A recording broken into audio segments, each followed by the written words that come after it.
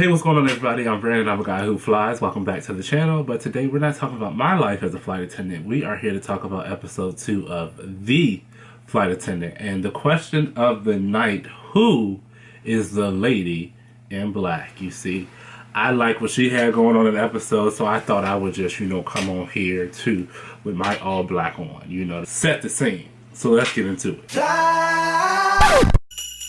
player, what you gonna get her for Christmas? Yeah. What you gonna get that boy?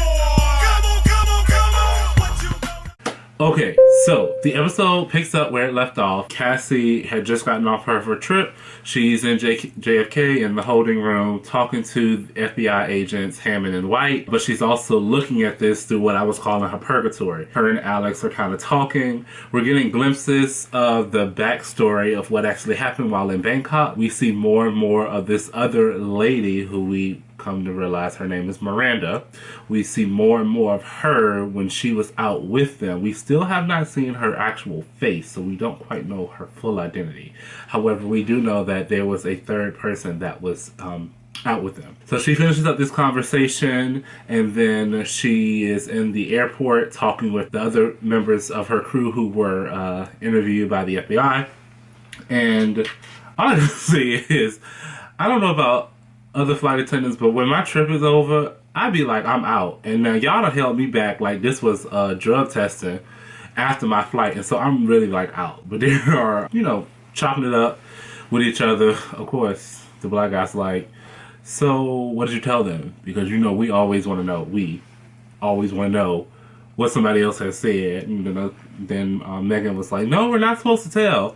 But then she goes on to tell Cassie, like, I just told him that you was flirting with him. I didn't say anything about you going on a date with him. And she's like, where did this come from? Like, I didn't ask you. I didn't say we did. You don't know that we did. Like, so her and Megan have a rift. There's a big rift in their relationship, let's just say, this particular episode. So Cassie goes home, and while she's home, she's having more and more flashbacks, and the flashbacks lead her to her number one coping mechanism, which is drinking. And it's more and more drinking in the kitchen, drinking through the apartment. She ends up in the tub taking a bubble bath, and she's drinking. She has another flashback. She ends up breaking the glass and cutting her hand. It's just a lot going on. Then we get the sequence of Cassie in her cycling class, and while she's cycling, she does this other thing where she flips to the other side of talking with Alex in her head. That's what I'm going to refer to him now as Alex in her head.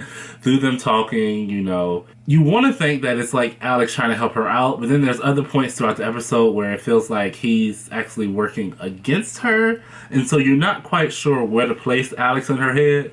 But in this moment, he does help her to realize that she has his business card, which leads her to say, oh, I can go to your office.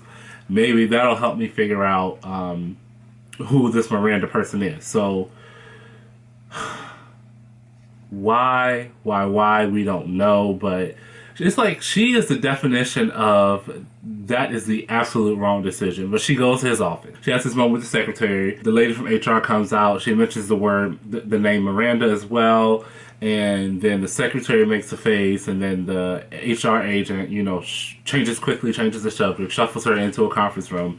She's talking to her. Then it's like more and more memories are coming in. Like her subconscious is helping her, like, fill in the blanks of what happened in Bangkok. And so that's a good thing until she kind of talks herself into a hole, and I think the HR lady begins to figure something out, and then she goes to get somebody, and then Cassie believes that they're on to her, so then she starts running away. She breaks his rabbit statue. It's hilarious. But she's running away. She's trying to hide from them, and then she gets a call from Agent White. I should mention that while she's running away, and I didn't mention this in my episode 1 recap, but while she's running away, we see these flashbacks to what we're assuming is young Cassie and these rabbits. I'm assuming from a deer hunting incident when I think it was deer hunting, where there was a hunting incident when she was a child, and we get flashes of young Cassie with blood. I don't know if it's her father's blood, if it's the animal's blood. We don't know, but those memories are haunting her, in addition to the memories of seeing the dead body and the time she spent with Alex from 3C while in Bangkok. So yeah, again, she got the call from Agent White, him asking her to come back down to the station and answer more questions. Then we flash over to what I'm assuming is Bangkok, and we meet the Lady in Black. Now, the Lady in Black goes to the bar and makes up some story to basically get Cassie's full name. So she knows the girl is Cassie, but she doesn't know her full name. So she makes some excuse about her paying and her wishing she hadn't paid because she was fired, and can she refund her and charge her, which the guy does because she offers him a tip. And that way she ends up getting her full name, Cassandra Bowden. So bam, now we know. But then I don't know if it was just my subtitles, captions or whatever, but someone was saying Alexandra. I'm trying to figure out what is her full name. I'm just going to go on the limb and say that it's Cassandra. But what we can quickly gather is that the Lady in Black is out here either cleaning up the situation or she is gathering intel on our dear friend Cassie. So the next scene, we see Cassie talking to her lawyer friend. I think her name is Annie. Let's just go with that. Let's go with Annie. I think that. We see her in the office talking to her lawyer friend, Annie. She basically tells her everything. The full-blown story. And they share this moment, and you come to see more and more of Cassie's humorous side. And that's the one thing I do like about Kaylee Cuoco. She has these, comedic timings where she's very humorous in that piece. In this role as well. The friend Annie is basically saying everything that we're thinking, or at least everything that I was thinking. So I'm like, yes, why did you go to his office? Why did you clean it up? It was just all of the things that we're thinking, Annie is verbalizing to her. And it's even with people like Annie in her corner, Cassie is still the type of person that's just out here reckless. She's making these decisions. She's like a ticking time bomb. Talk about a train wreck. She's out here and she gets in these situations and she makes decisions.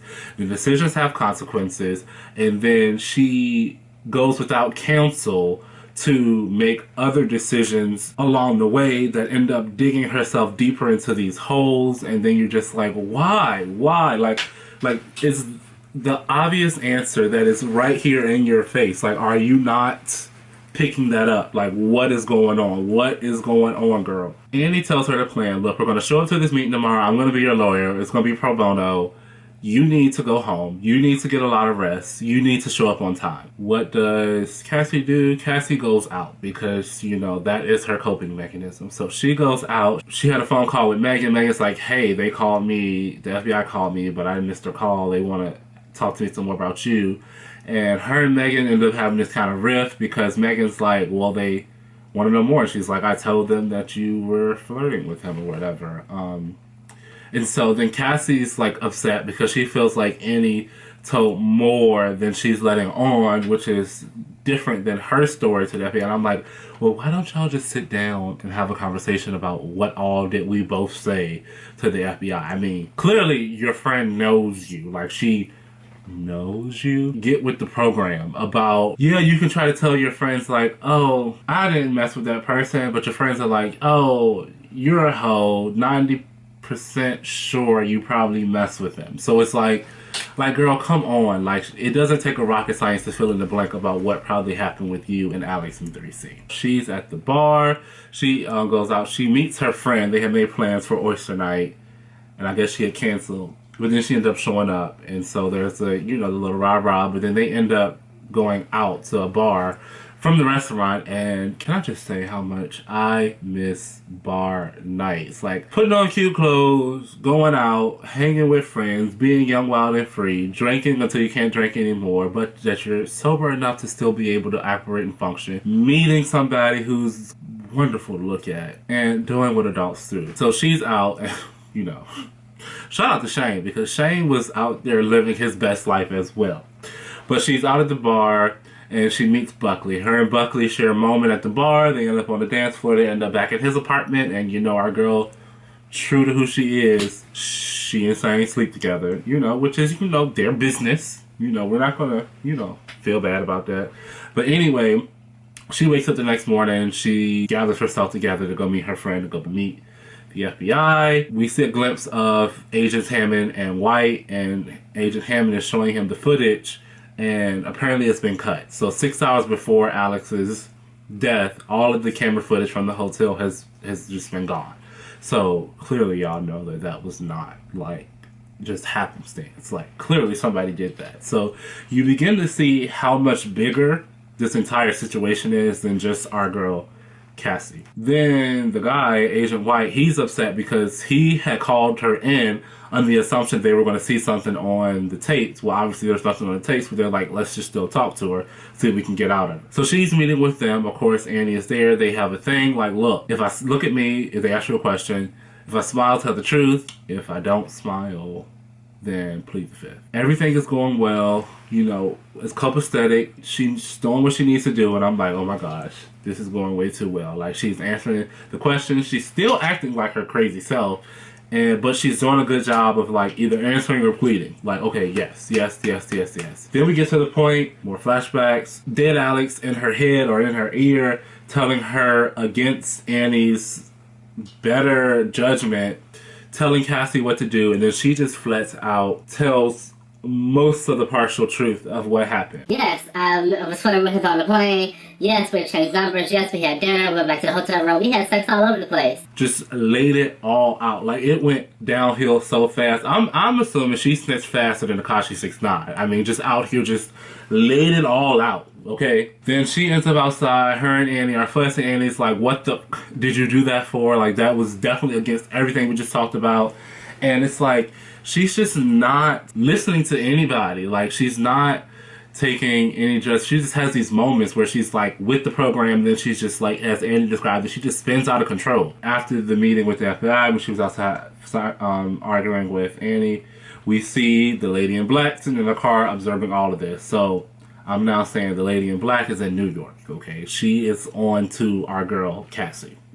A little bit too close to comfort for my liking, but here she is. And then here I am thinking, like, most of the episode has gone by. We haven't really gotten any real, like, flight attendant-ish, like, content. Can we get back to, like, the reason why I wanted to review the show? The flight attendant stuff. So, her and Annie continue. They were outside. They're talking. They're arguing.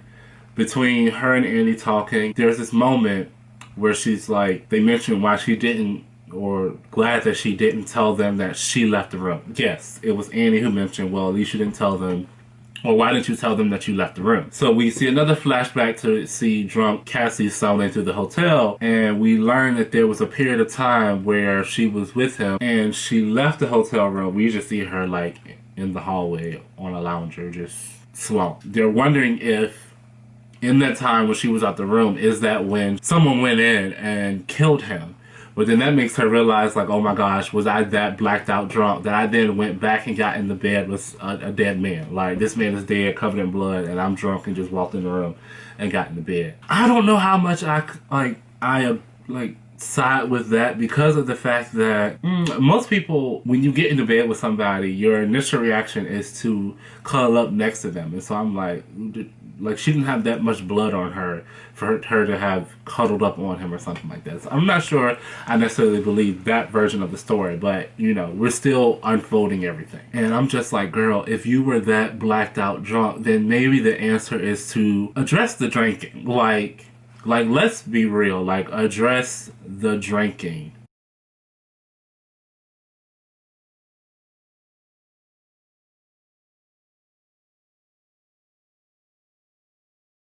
Then we get the story of the FBI and the two FBI agents. They have a heart-to-heart about how brassy he is, and he, you know, makes a snide remark about how fast he's climbed the ladder for them to have the same job and him being there half the time. And then she makes, you know, she does this really kind of nice monologue about women in the workplace, and then being a black woman in this career, and how he's, oh my god, male, pale, and Yale, how he fits that stereotype. And I'm like, that's the first time I've heard that one. Might have to put that one right here in the little pocket. Pull it out on a later date. But yeah, they have this little moment, and then it ends with her realizing that she probably has a plan of attack for how to handle this situation moving forward. While they're talking, I'm like, didn't she say she had to work a wrong flight? And so I'm like, okay, this must be a red eye, because she has done in no preparation for said trip. She was going to cancel. Annie suggested, no, you need to go to work. The last thing you need to do is lose your job. And then here we go. Lo and behold, we next see her in her apartment pulling this turn bag out of the closet, and I'm like, here we go again with this turn bag. She's about to work a trip to Rome, but nonetheless, we see her packing, and Mama got a little bit of expertise because she got her packing cubes with the clothes in it. She got toiletries, and they're all sorted based on where she's headed. Stuff for domestic, stuff for tropical locations, stuff for Europe. And anyway, so she packs up this little turn bag. Okay, here we go. And for somebody who's always out, you sure don't pack a lot. She zips up that Travel Pro. Shout out to Travel Pro. I see that product placement, you know, #1 brand for flight, cruise, and aviation. You see her leaving her apartment with a turn bag, a garment bag, and I guess a little tote bag or whatever. And I'm like, okay, at least we have a garment bag this time. I'm going to assume that's the uniform. And conveniently, as she steps on the elevator, the lady in black walks out of the stairwell and, you know, just breaks her way on into Cassie's apartment, and it's just on a full-blown, very professional, let me leave it like I saw it snooping of her apartment, you know, and her passports and all of this and all of that, you know, in the refrigerator, in the bathroom, in the bedroom. She's full-blown, like, let me see who this chick is. I think we get another series of flashbacks and more of dead Alex in her head, and this is when I'm just like, I don't think he's very helpful, because, I don't know, I was just getting the vibe, like, his advice is like they take it with a grain of salt, like, I hear you, but I'm not listening kind of advice, because sometimes I'm just like, he doesn't even know what happened or what's going on. But she has a moment with Alex in her head, and she connects the dots and realizes, like, we need to know more about Sabrina. Who would know more? Oh, yeah, not Sabrina. We need to know more about Miranda. Who would know? Oh, yeah, the secretary, Sabrina. Which leads her to then take her luggage with her, and she's, like, outside on the stakeout of the company waiting for Sabrina, the secretary, to come out. She gets another phone call from her brother. Side note, she gets a lot of phone calls from her brother, and they're always at these most inopportune times. I mean, she ignored him earlier this episode. I didn't even mention him in my first recap, but there was a lot of conversation with her and her brother, who lives off somewhere else. Him and his husband, they have 2 girls. They're supposed to be coming to New York to visit. He's skeptical. I mean, a little OCD. But when you're dealing with somebody like Cassie, you kind of got to be. Anyway, so she has a conversation with him, and he has a heart-to-heart. There's so many heart-to-hearts with her in this episode, and I'm just like, I hope she's like taking heed to some of them. He has a heart-to-heart that's like, look, maybe we need to cancel this trip. Like, girl, your lifestyle is just a little bit too much for us. And he called her out on the drinking. He's like, how many drinks have you had today? 3 drinks, 4 drinks, more than 4. Like, and yes, she's had a bottle probably at this point. But she's like breaking down, and I'm just like, girl, this is your family. Like, you need to tell him what is going on. Like, I'm like, why are you hiding this from your family? Like, look, some stuff happened. I might be in trouble. I have, you know, a lawyer. I have somebody in my pocket. I'm working through it. And she probably should have told him that now is not the best time. Although, if she wanted a distraction, maybe now is the right time. But either way, I'm like, why are you taking on more responsibility than you need to? And I think that's what Annie was definitely trying to hint at. It's Alex in her head who was telling her to be out here being Inspector Gadget, Dora the Explorer, when she needs to just sit down somewhere. But that wouldn't make good television. So here we are. She follows Sabrina to the bar. She comes up with the reason to talk to her. They ended up talking. Then she's drinking. I'm just like, girl, aren't you going to work?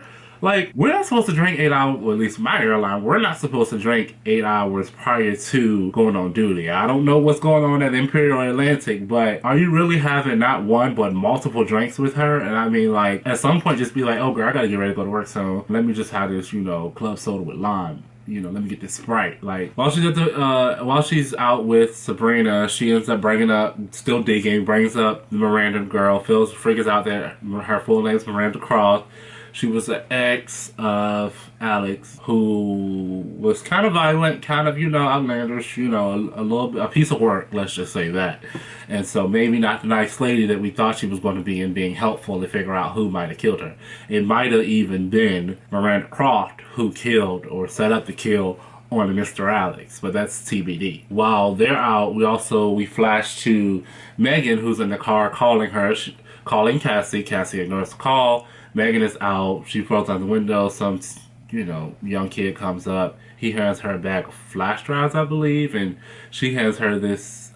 She hands him a bunch of pills, just drugs, for exchange for these flash drives or whatever. And so I'm like, okay, what is this about? Because Megan, I thought you were just as clean as a pack of new college rule paper that I just opened the pack of, and apparently you're not. That was the episode closes with our dear friend Cassie and her luggage walking, or either waiting, I don't remember what the two was, but I believe she was walking away from the bar, hopefully going to work, because I'm like, when is she gonna work this Rome trip? And who do we see behind her other than the lady in black? And she proceeds to follow her, and then she pulls a blade out of her pocket, opens the blade, and I'm like, oh my god, you about to stick up my girl Cassie? Like, so bam, that was it. Episode closed. So yeah, that is my recap of episode 2 of The Flight Attendant. You know, this episode left a lot of QTNAs, questions that need answers, okay? First of all, the number one question will always be, who killed Alex? Second question, who is the lady in black? Who is Miranda Croft? What is her involvement in all of this? When is Cassie going to upgrade to a full-size rollerboard? Because that turn back is not it. I'm Brandon, I'm Guy Who Flies, and I'll see you all the next time.